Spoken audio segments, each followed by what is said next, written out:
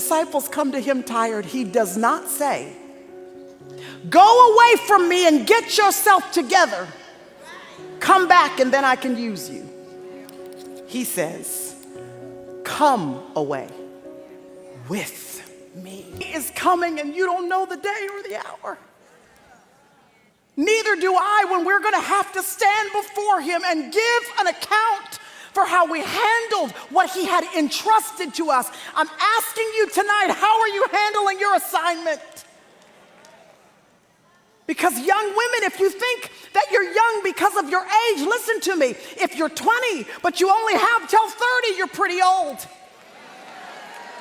If you're 50 and you're going to live until 100, then you're pretty young. Age is just a number, my friend, and you and I cannot qualify young or old based on our birth date.